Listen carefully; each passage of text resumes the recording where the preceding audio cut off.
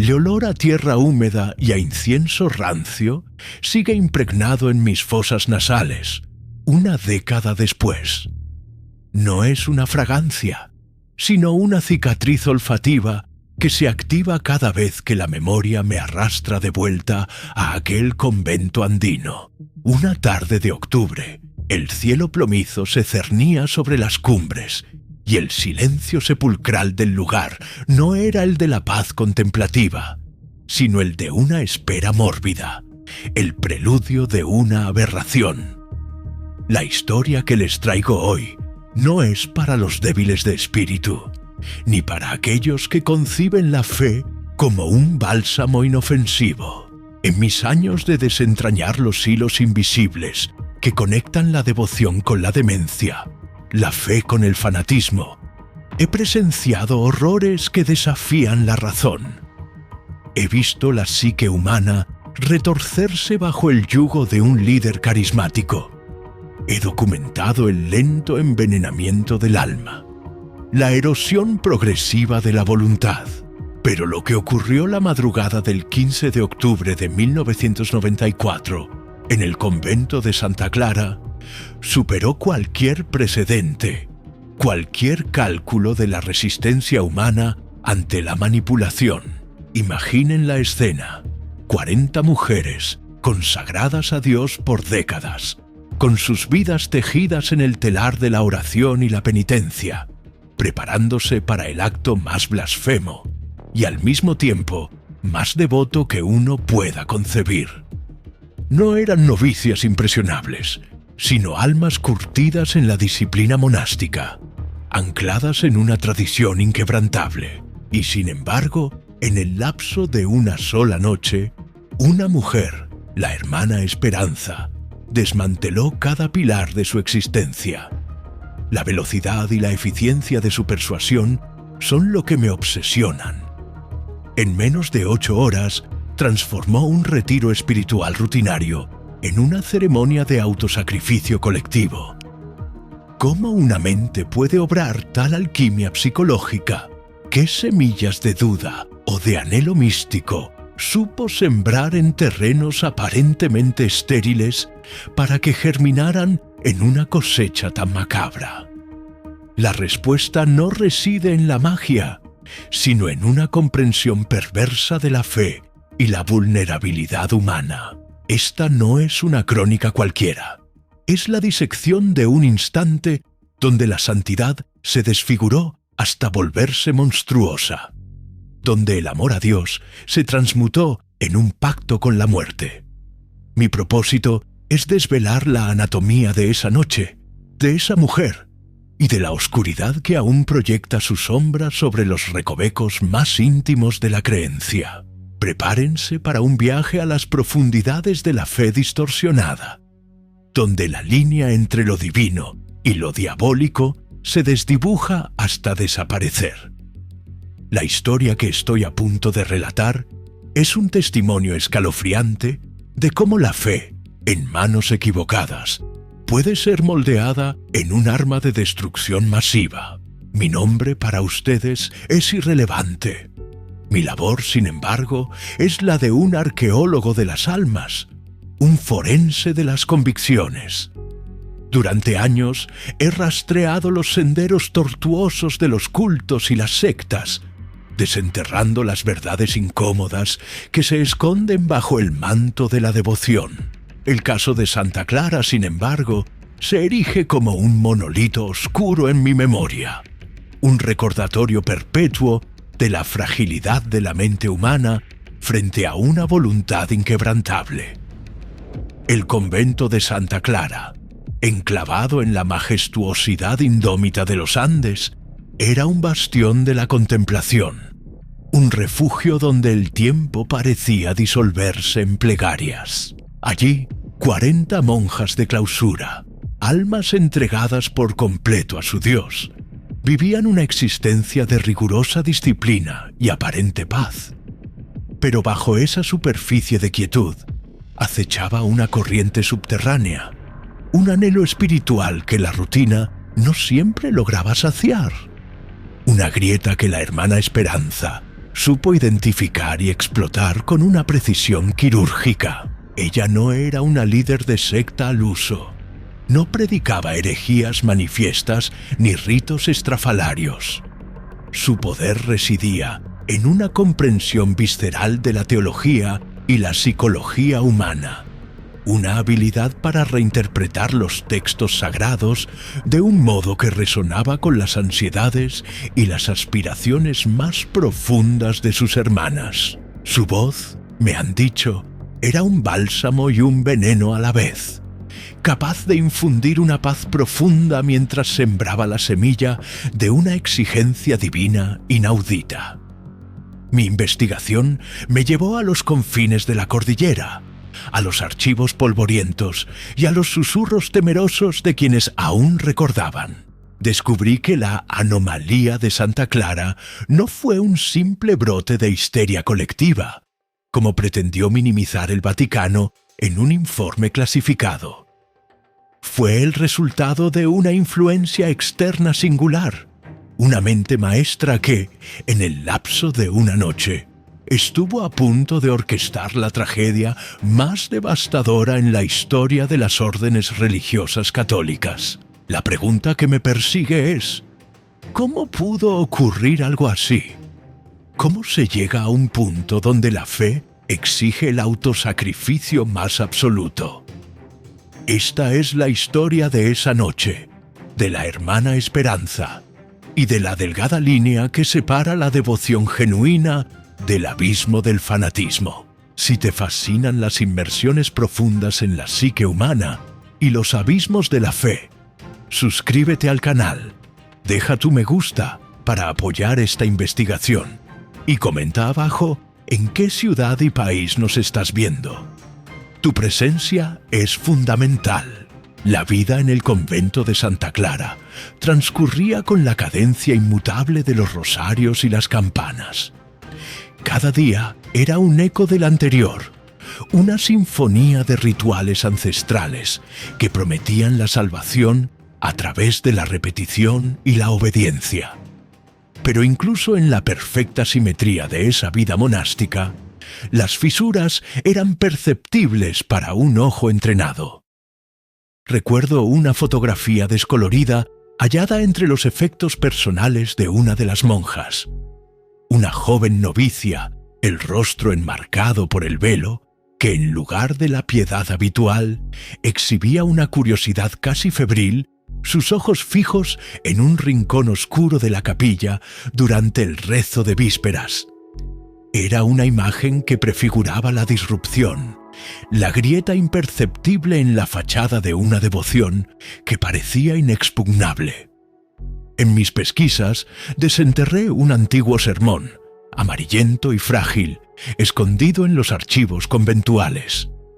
Escrito por un padre del siglo XVII, contenía una frase que se erigió como el epígrafe no oficial de mi investigación. La mayor prueba de fe no es el martirio, sino la duda, pues es en la duda que elegimos, y es en la elección que la verdadera voluntad de Dios se revela o se perverte por una voz humana elocuente. Esas palabras, cargadas de una sabiduría premonitoria, se convirtieron en la declaración de mi tema, la hipótesis central que guiaba mi descenso a la oscuridad de Santa Clara. ¿Qué voz humana había sido tan elocuente como para torcer la voluntad de Dios? El convento, antes de aquella noche fatídica, no era un hervidero de disidencia. Era, en la superficie, un remanso. Sin embargo, los testimonios velados de exempleados, los diarios fragmentados y las cartas interceptadas pintaban un cuadro más matizado. Una de las monjas más jóvenes y recién profesas, la hermana Sofía, solía buscar agua en la fuente del claustro al amanecer.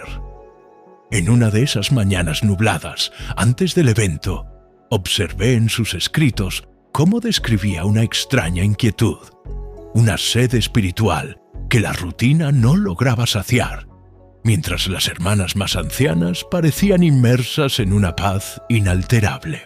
Esa inquietud, ese vacío, era el terreno fértil que Esperanza estaba a punto de arar. El catalizador que me arrastró a este abismo no fue una intuición, sino un informe clasificado del Vaticano, una convocatoria urgente y confidencial, no para investigar un crimen explícito, sino para comprender y contextualizar un documento ultrasecreto que describía la anomalía de Santa Clara como un incidente aislado de histeria colectiva. Pero una nota de pie de página, casi ilegible, sugería la intervención de una influencia externa singular. Mi perfil, mi historial en casos de manipulación religiosa extrema, me convertía en la única persona con la capacidad de desentrañar esa verdad oculta, de leer entre las líneas de lo que la Iglesia deseaba enterrar. La información preliminar era escueta, casi absurda. 40 monjas, una noche, la intención de un autosacrificio colectivo. La velocidad, el número, la naturaleza del sacrificio, todo desafiaba la lógica. En una reunión con mis supervisores, hombres de fe y de ciencia que habían visto de todo, mis datos iniciales fueron recibidos con escepticismo, incluso con una velada burla. Enterrarse vivas, en la era moderna. ¿De verdad, doctor? Resonó la voz de un prelado. Me desafiaron a probar lo imposible, a justificar una hipótesis que olía a demencia. Me recordaron que mi reputación estaba en juego, que este caso podría ser el elefante blanco que me llevaría a cuestionar toda mi metodología, mis años de experiencia, quizás incluso mi propia cordura. La presión era palpable, el aire denso con la incredulidad institucional. Pero había algo en la frialdad del informe vaticano, en la precisión de las fechas y los nombres, que me impedía descartarlo como una mera fantasía. Aquel debate, más que un obstáculo, se convirtió en un acicate. Me obligó a afinar mi enfoque, a buscar las grietas en el muro de la incredulidad, porque si lo que se insinuaba era cierto, la implicación era aterradora. Una mente maestra había logrado, en cuestión de horas, desmantelar la psique de 40 almas consagradas. Eso no era histeria. Era ingeniería social de la más alta y perversa índole. Era un experimento en la maleabilidad de la fe. La hermana Esperanza no era una figura marginal. Había llegado al convento meses antes, una monja de otra diócesis, transferida bajo circunstancias que el Vaticano se negaba a detallar. Su llegada, al principio, fue vista como una bendición, una inyección de nuevo fervor en una comunidad que, quizás, había caído en una rutina espiritual demasiado cómoda. Su oratoria, su profundidad teológica, su carisma eran innegables. Poco a poco, su influencia fue creciendo, sutil, casi imperceptible. Mi investigación comenzó con la reconstrucción de sus sermones, la disección de sus palabras. Descubrí una retórica que no buscaba la confrontación, sino la sintonía. Hablaba de un Dios que exigía más, un Dios que anhelaba la prueba definitiva de amor, un Dios que, en su visión, estaba cansado de la devoción tibia. No era un mensaje de miedo, sino de una oportunidad sublime, de una elevación espiritual inaudita, un camino hacia una unión más profunda, más absoluta. Y así, con el escepticismo de mis colegas resonando en mis oídos y la enigmática nota vaticana como mi única guía, me sumergí en la historia de Santa Clara. Sabía que no solo buscaba hechos, sino también los mecanismos invisibles de la voluntad, el punto exacto donde la piedad se transforma en peligro y la fe se convierte en un arma de doble filo. Estaba a punto de cruzar un umbral, de un estudio de caso a una misión personal, impulsado por la certeza de que la verdad, por más dolorosa que fuera, debía ser desenterrada. Mi escepticismo inicial se desmoronó cuando una figura inesperada se materializó en mi umbral. La hermana Clara, la única monja que había logrado escapar de Santa Clara, viviendo en la clandestinidad, con la mirada de un animal acorralado. No era una fantasía. La tragedia había sido real, y su testimonio era la llave que abriría el abismo. Su voz, un hilo apenas audible, me reveló un detalle crucial y aterrador sobre los métodos de Hermana Esperanza. No utilizaba la coerción directa, sino una sofisticada técnica de recontextualización teológica, sembrando la idea de que el sacrificio supremo no era un acto de muerte, sino de una resurrección inminente, un tránsito glorioso a una dimensión superior de la fe. Clara, con las cicatrices de la manipulación aún frescas en su alma, me confesó que el legado de Esperanza aún vivía. No se trataba solo de un incidente aislado, sino de un patrón. Había indicios de que su influencia, o la de sus discípulas más fervientes, se estaba extendiendo, amenazando otras comunidades religiosas, pequeños enclaves donde la fe era profunda y la vulnerabilidad cultivada.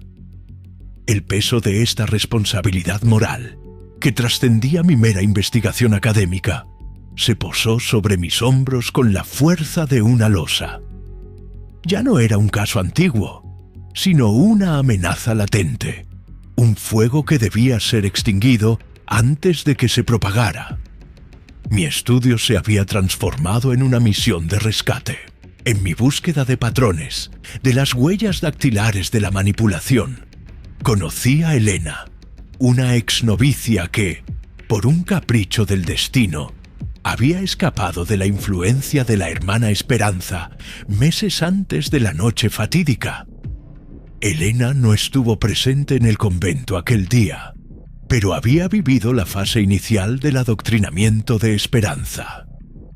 Su perspectiva cruda y emocional me obligó a confrontar la dimensión humana y trágica del caso.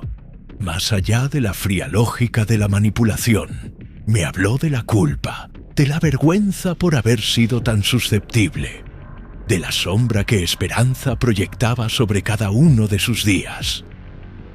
Elena describió cómo Esperanza había comenzado su obra, con una serie de retiros espirituales intensivos, donde la rutina del convento se alteraba sutilmente.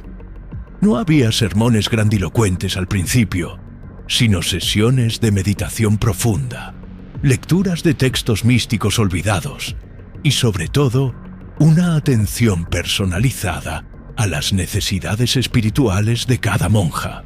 Esperanza tenía una habilidad sobrenatural para identificar los vacíos, las dudas no expresadas, los anhelos de una conexión más profunda con lo divino que la vida monástica, paradójicamente, a veces dejaba insatisfechos. Era la fase de juegos y diversión de la manipulación, donde la promesa de una espiritualidad renovada era irresistible. Recuerdo cómo Elena describió la atmósfera. Un aire de expectación, una camaradería renovada entre las hermanas, una sensación de que estaban al borde de un descubrimiento espiritual trascendental.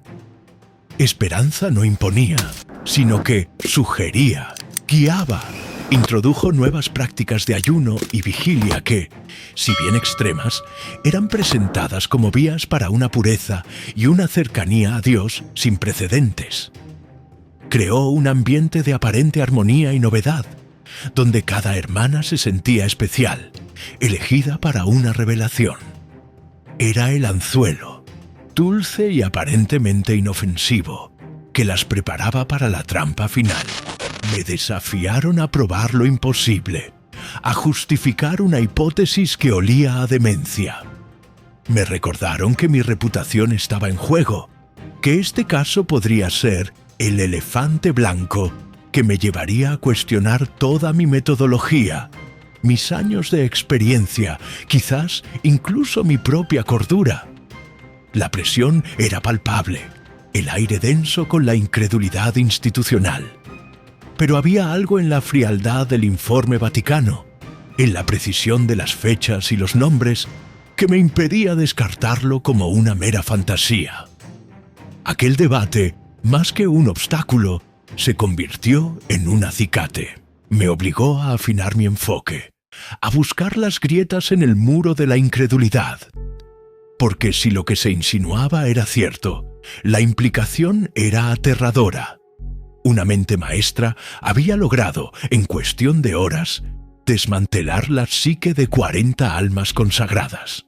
Eso no era histeria, era ingeniería social de la más alta y perversa índole. Era un experimento en la maleabilidad de la fe. La hermana Esperanza no era una figura marginal. Había llegado al convento meses antes. Una monja de otra diócesis, transferida bajo circunstancias que el Vaticano se negaba a detallar. Su llegada, al principio, fue vista como una bendición, una inyección de nuevo fervor en una comunidad que, quizás, había caído en una rutina espiritual demasiado cómoda. Su oratoria, su profundidad teológica, su carisma eran innegables. Poco a poco, su influencia fue creciendo, sutil, casi imperceptible. Mi investigación comenzó con la reconstrucción de sus sermones, la disección de sus palabras. Descubrí una retórica que no buscaba la confrontación, sino la sintonía. Hablaba de un Dios que exigía más, un Dios que anhelaba la prueba definitiva de amor, un Dios que, en su visión, estaba cansado de la devoción tibia. No era un mensaje de miedo, sino de una oportunidad sublime, de una elevación espiritual inaudita. Un camino hacia una unión más profunda, más absoluta. Y así, con el escepticismo de mis colegas resonando en mis oídos y la enigmática nota vaticana como mi única guía, me sumergí en la historia de Santa Clara. Sabía que no solo buscaba hechos, sino también los mecanismos invisibles de la voluntad, el punto exacto donde la piedad se transforma en peligro y la fe se convierte en un arma de doble filo. Estaba a punto de cruzar un umbral, de un estudio de caso a una misión personal, impulsado por la certeza de que la verdad, por más dolorosa que fuera, debía ser desenterrada. Mi escepticismo inicial se desmoronó cuando una figura inesperada se materializó en mi umbral. La hermana Clara, la única monja que había logrado escapar de Santa Clara, viviendo en la clandestinidad, con la mirada de un animal acorralado. No era una fantasía. La tragedia había sido real, y su testimonio era la llave que abriría el abismo. Su voz, un hilo apenas audible, me reveló un detalle crucial y aterrador sobre los métodos de Hermana Esperanza. No utilizaba la coerción directa, sino una sofisticada técnica de recontextualización teológica, sembrando la idea de que el sacrificio supremo no era un acto de muerte, sino de una resurrección inminente, un tránsito glorioso a una dimensión superior de la fe. Clara, con las cicatrices de la manipulación aún frescas en su alma, me confesó que el legado de Esperanza aún vivía. No se trataba solo de un incidente aislado, sino de un patrón.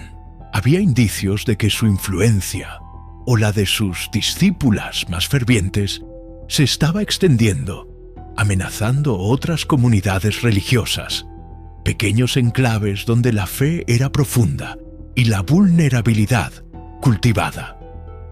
El peso de esta responsabilidad moral, que trascendía mi mera investigación académica, se posó sobre mis hombros con la fuerza de una losa. Ya no era un caso antiguo, sino una amenaza latente, un fuego que debía ser extinguido antes de que se propagara. Mi estudio se había transformado en una misión de rescate. En mi búsqueda de patrones, de las huellas dactilares de la manipulación, conocí a Elena, una exnovicia que, por un capricho del destino, había escapado de la influencia de la hermana Esperanza meses antes de la noche fatídica. Elena no estuvo presente en el convento aquel día, pero había vivido la fase inicial del adoctrinamiento de Esperanza. Su perspectiva cruda y emocional me obligó a confrontar la dimensión humana y trágica del caso. Más allá de la fría lógica de la manipulación, me habló de la culpa, de la vergüenza por haber sido tan susceptible, de la sombra que Esperanza proyectaba sobre cada uno de sus días. Elena describió cómo Esperanza había comenzado su obra, con una serie de retiros espirituales intensivos, donde la rutina del convento se alteraba sutilmente. No había sermones grandilocuentes al principio, sino sesiones de meditación profunda, lecturas de textos místicos olvidados y, sobre todo, una atención personalizada a las necesidades espirituales de cada monja. Esperanza tenía una habilidad sobrenatural para identificar los vacíos, las dudas no expresadas, los anhelos de una conexión más profunda con lo divino que la vida monástica, paradójicamente, a veces dejaba insatisfechos. Era la fase de juegos y diversión, de la manipulación, donde la promesa de una espiritualidad renovada era irresistible. Recuerdo cómo Elena describió la atmósfera, un aire de expectación, una camaradería renovada entre las hermanas, una sensación de que estaban al borde de un descubrimiento espiritual trascendental. Esperanza no imponía, sino que sugería, guiaba. Introdujo nuevas prácticas de ayuno y vigilia que, si bien extremas, eran presentadas como vías para una pureza y una cercanía a Dios sin precedentes. Creó un ambiente de aparente armonía y novedad, donde cada hermana se sentía especial, elegida para una revelación. Era el anzuelo, dulce y aparentemente inofensivo, que las preparaba para la trampa final. Las monjas, incluso las más ancianas, se sentían rejuvenecidas, su fe revigorizada. Esperanza les hablaba de visiones, de mensajes directos de Dios que solo ella, por su pureza y su profunda conexión, podía descifrar.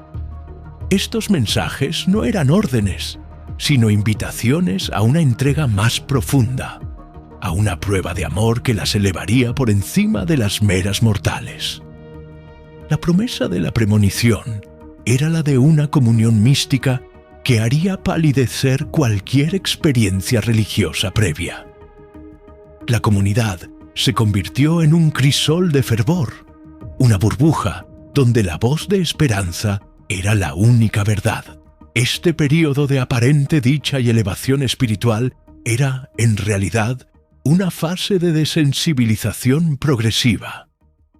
Las monjas se acostumbraron a la autoridad indiscutible de Esperanza, a la idea de que sus interpretaciones de la fe eran superiores, más auténticas.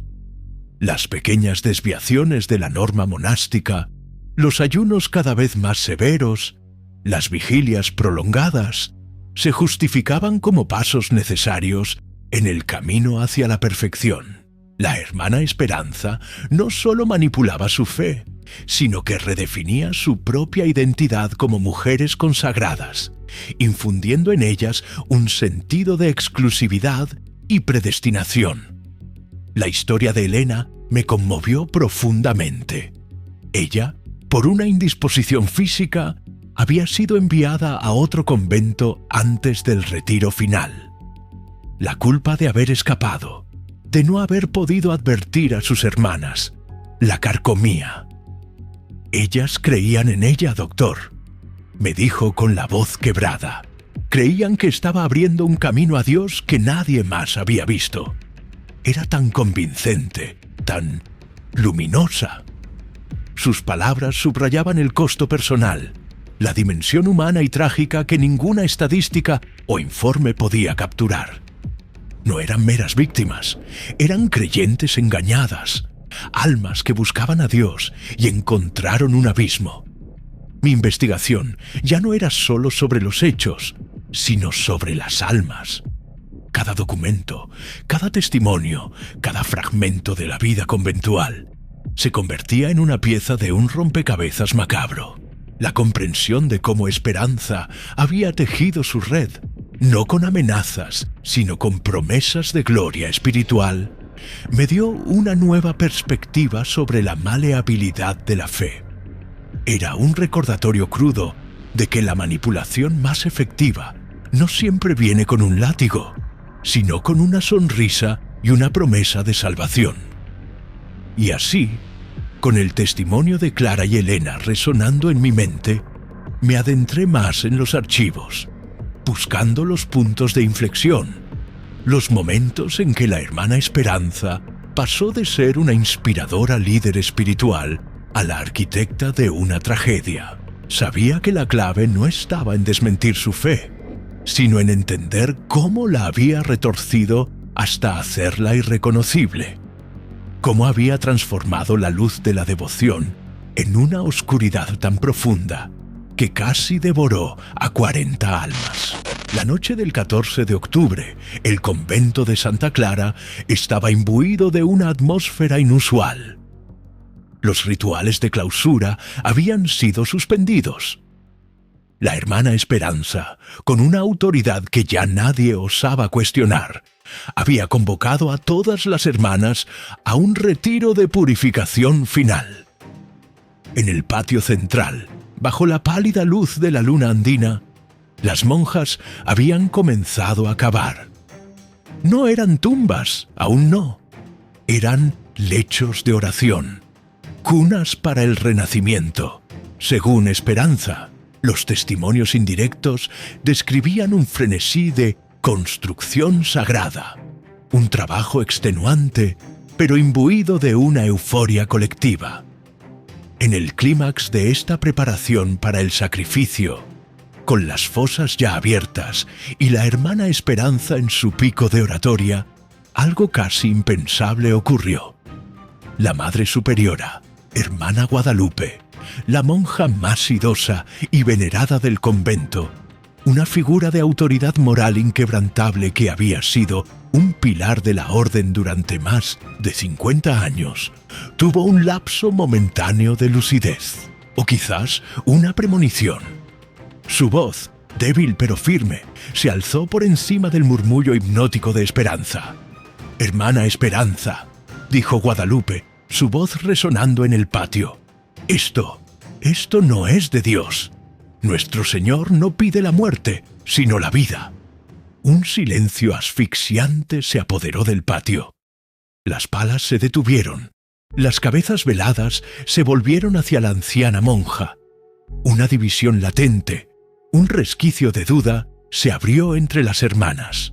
Los ojos de Esperanza, que hasta ese momento habían irradiado una luz casi sobrenatural, se endurecieron. La hermana Esperanza, sin perder un ápice de su calma gélida, se acercó a Guadalupe. No hubo gritos, no hubo reproches. Con una voz que era a la vez compasiva y autoritaria, le dijo: «Madre Guadalupe, su fe es grande, pero su cuerpo está cansado. El Señor nos ha revelado que la duda es la última tentación del maligno, el último velo antes de la gloria. Su cuerpo, venerable, se aferra a la tierra, pero su espíritu anhela la liberación. Dios nos pide que cortemos los lazos con el mundo, incluso con la carne que nos ata». Y luego, con una manipulación aún más cruel, Esperanza anunció que la Madre Guadalupe, debido a su avanzada edad y su cercanía inminente a la gloria, sería la primera en ascender, no como un castigo, sino como un honor supremo, un ejemplo de fe para todas. La anciana, abrumada por la retórica y la presión colectiva, y quizás ya minada por el ayuno y la falta de sueño, no pudo replicar. Su mirada, antes llena de una débil protesta, se volvió vidriosa, resignada. Fue un golpe maestro de persuasión. una demostración escalofriante de cómo Esperanza podía transformar la disidencia en un refuerzo de su propia narrativa.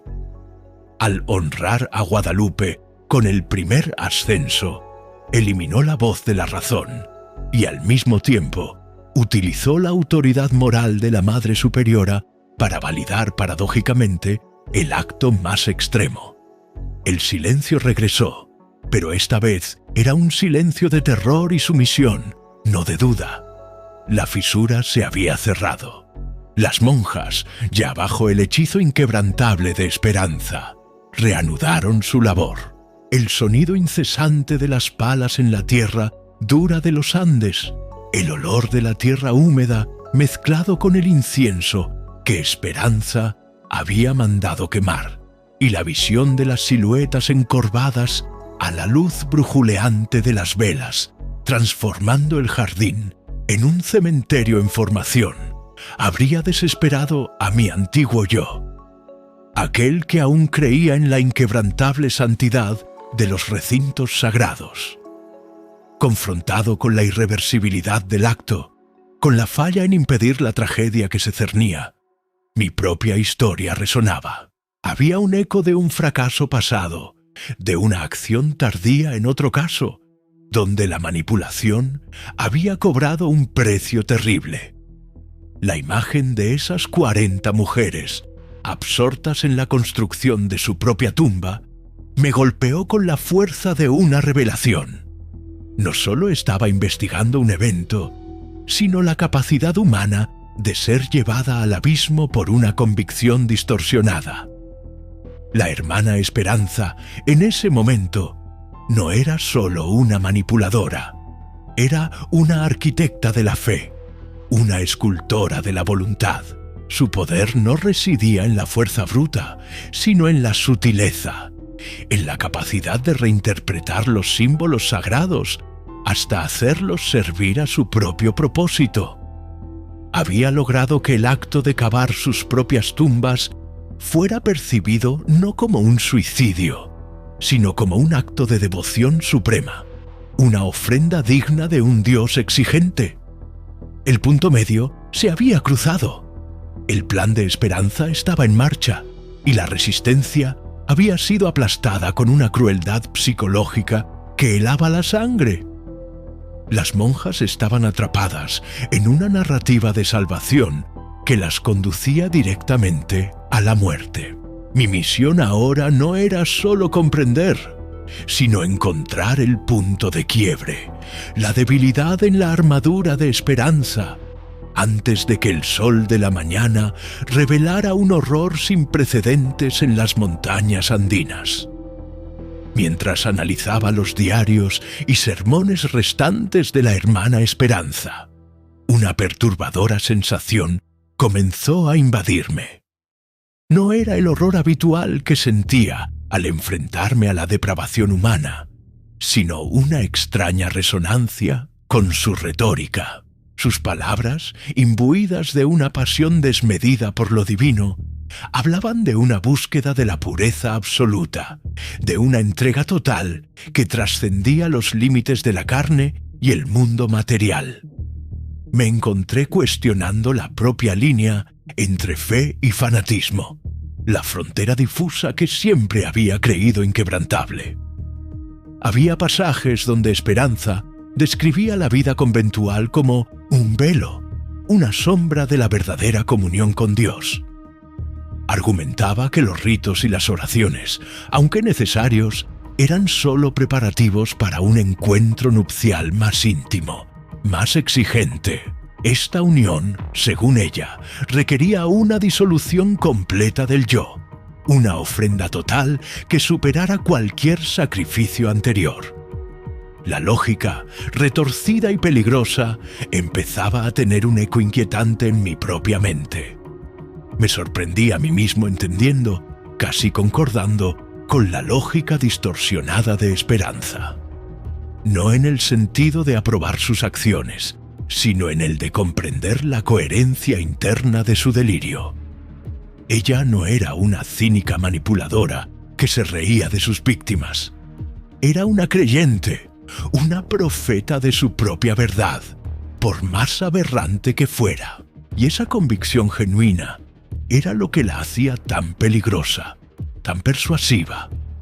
Temí que su influencia estuviera comenzando a hacer sentido en mi propia mente, haciendo que dudara de todo lo que creía sobre la racionalidad humana y la naturaleza de la fe. Este autocuestionamiento me llevó a la noche oscura de mi propia alma.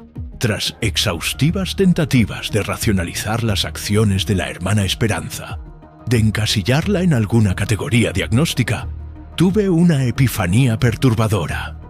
Esperanza no era solo una manipuladora, sino una verdadera creyente en su propia versión distorsionada de la fe.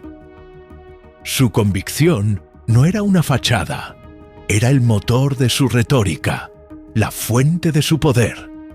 La claridad surgió al percibir que la fuerza de su persuasión venía de su convicción absoluta y genuina. Aunque insana, esto me forzó a confrontar la línea tenue entre fe, fanatismo y la capacidad humana de creer en lo increíble, incluso en sí mismo. No era suficiente con desacreditarla. Tenía que comprender la lógica interna de su delirio, el sistema de creencias que había construido y que para ella y para sus seguidoras era la verdad inmutable. Solo así podría encontrar una manera de desmantelarlo, no desde fuera con argumentos racionales, sino desde dentro, con su propia lengua. La comprensión de que Esperanza era una creyente ferviente, no una simple estafadora, cambió radicalmente mi enfoque. No podía luchar contra ella con la lógica secular. Tenía que entrar en su mundo, en el universo de su fe, y encontrar la contradicción fundamental dentro de su propio marco de referencia. Era como intentar desarmar una bomba desde adentro, utilizando sus propios componentes contra ella. Un juego peligroso, pero necesario. Esta revelación fue un golpe demoledor para mi propia visión del mundo. Yo, un hombre de ciencia y razón, me vi obligado a reconocer la potencia de una fe desquiciada, a admitir que la convicción, por más perversa que fuera, podía ser una fuerza tan destructiva como cualquier ejército. Mi armadura de escepticismo se agrietó y me sentí expuesto, vulnerable a la misma influencia que había estudiado con una distancia clínica. La noche se cernía sobre el convento. Las monjas, ya bajo el influjo total de Esperanza, habían completado las cunas de resurrección. El aire se cargaba con una tensión mística, una mezcla de terror y éxtasis. Esperanza, en el centro del patio, elevaba sus manos al cielo, sus palabras un torrente de promesas de gloria divina, de un paraíso inminente para aquellos que demostraran su amor absoluto. Los malos se aproximaban, y no eran demonios externos, sino la propia fe de las monjas, torcida y armada. El sonido de las campanas, que antes marcaba la hora de la oración, ahora resonaba como un toque a difuntos. El convento, antes un santuario, se había transformado en un altar de sacrificio. Las sombras de las monjas se proyectaban largas y distorsionadas por la luz de las velas, creando una danza macabra en las paredes del claustro.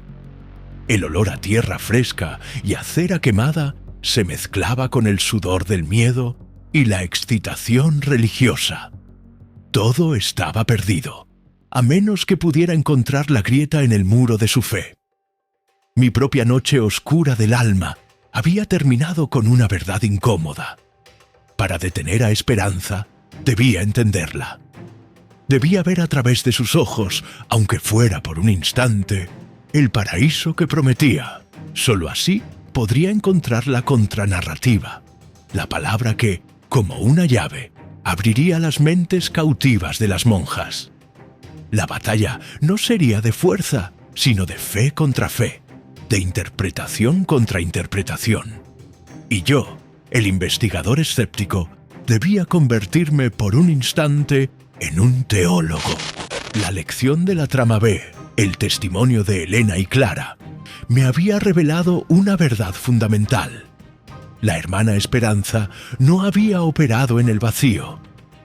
Había explotado un gatillo psicológico unánime y profundo en las monjas. No era un simple carisma, sino una sintonía perversa con un anhelo colectivo. Descubrí, en los archivos más vetustos del convento, la mención de un milagro de las lágrimas de Santa Clara, una profecía olvidada de una intervención divina que liberaría a la comunidad de un mal ancestral. Esperanza había reavivado esa esperanza, transformando el mal en la propia carne y el milagro en la resurrección inmediata tras el autosacrificio.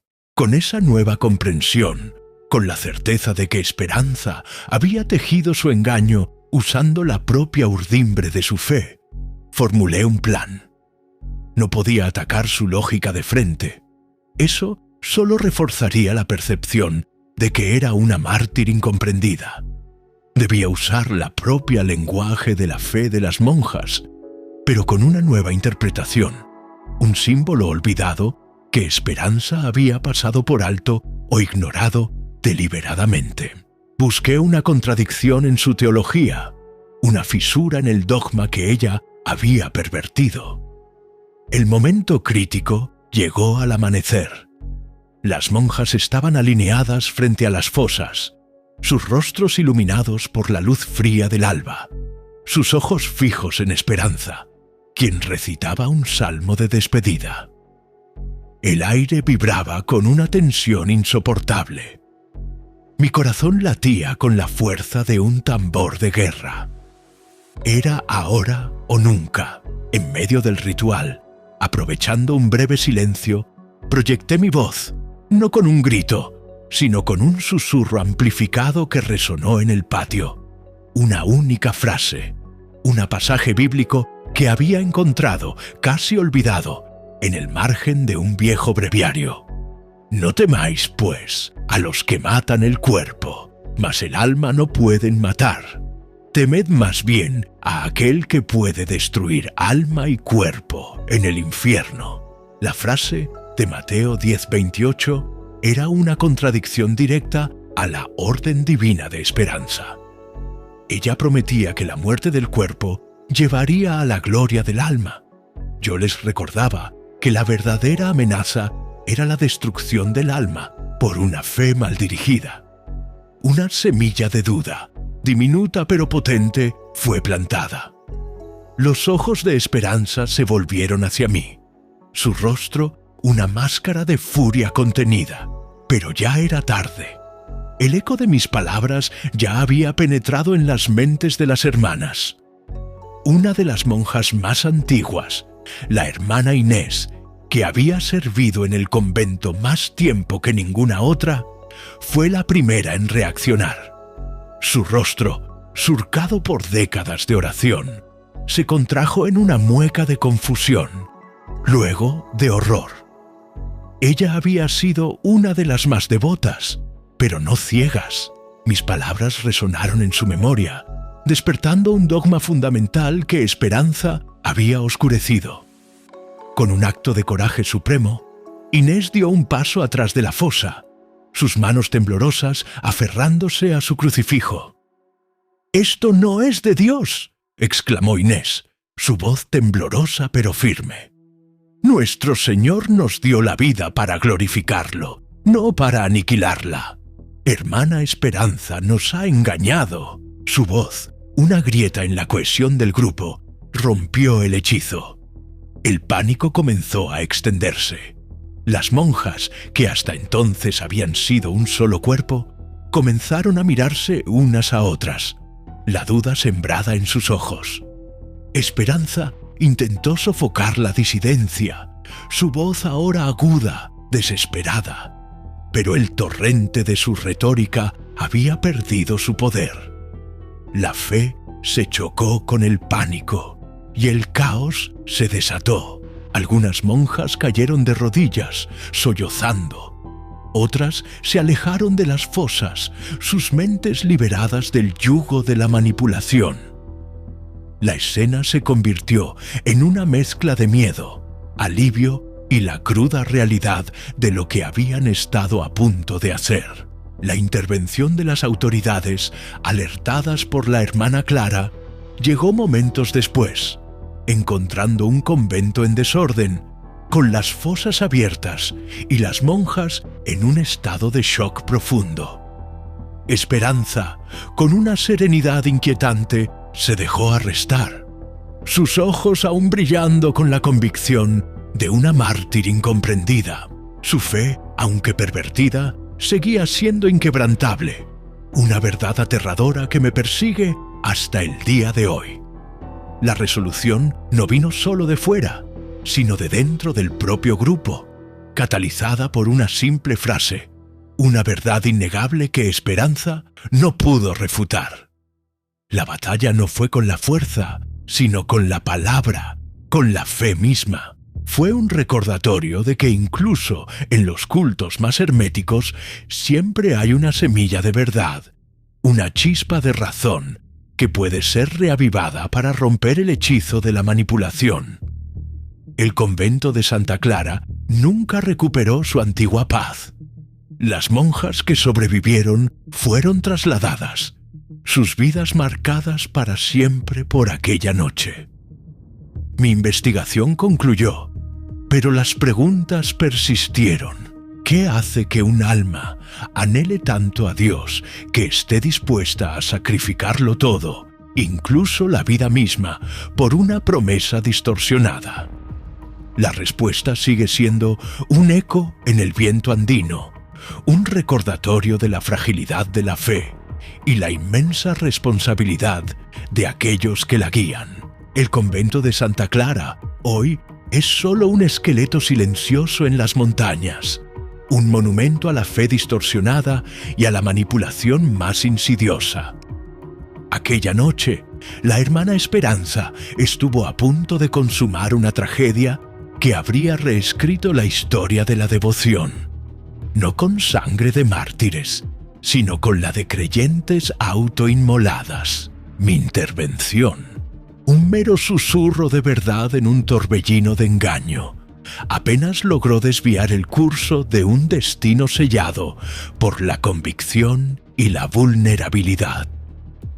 Después de concluir mi investigación, mi visión del mundo se alteró de forma irreversible. Ahora, en cualquier entorno mundano, en un metro atestado, en un supermercado ruidoso o incluso en un culto religioso normal de domingo, observo a las personas con una nueva y perturbadora lente. En cada interacción, en cada gesto de devoción o en cada acto de persuasión sutil, percibo las semillas latentes de la manipulación y la fe ciega que antes me eran invisibles. Mi percepción de la verdad y la libertad se ha redefinido y vivo con el peso de esta nueva conciencia. El mundo, para mí, ya no es un lugar de certezas, sino un vasto escenario donde la vulnerabilidad humana es una constante y donde la voz elocuente de un líder puede, en cualquier momento, torcer el curso de las almas. La historia de Santa Clara no es un mero caso, es una advertencia, un eco sombrío que resuena en los rincones más profundos de nuestra propia fe.